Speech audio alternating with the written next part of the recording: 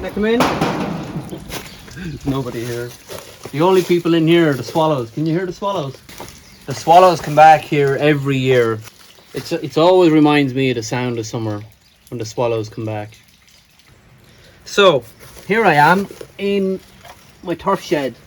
Now this is the real deal, folks.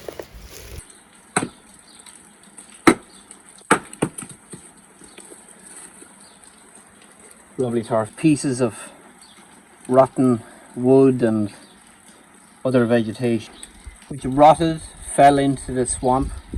The swamp dried out and you were left with peat. I'll give you an education in how you nurture the perfect sod of turf. So the machine will go over to where there's a bit of dry ground and it would paste out 8 sods across pure turf. Now if you had it in your hand, it would just be like butter, it would fall through your hand. Now after that cool wind coming into the Bog of Allen, creating this little crust on top, that bit of sunshine, that bit of fresh air coming in would dry it down a little bit more. And what was important was, before you could foot that turf, you had to make sure you could lift the sod around without ripping it.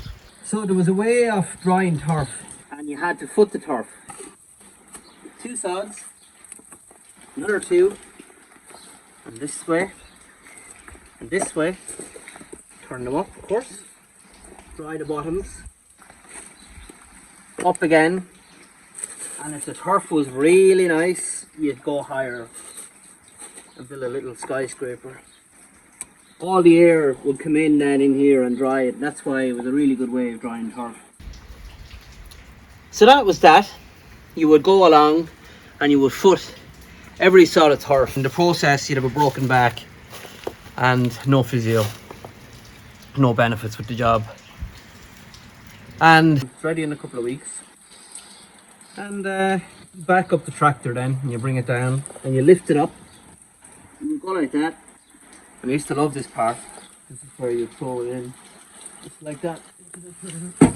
When we bring it home then, this is what we have as a result of it. Turf with a sore back. The bog is also where I probably got closer to death than I ever did. Jumping bog holes. And bog holes are where the machine would go down and scoop out the turf every year. So you were left with this massive hole which you would fill with water. And sure, I don't know why we jumped them, but we were jumping bog holes just to see who could not fall in, and someone had to fall in. And you'd be falling back in the water and you'd be putting the hand out then to get rescued. The days were nearly dying.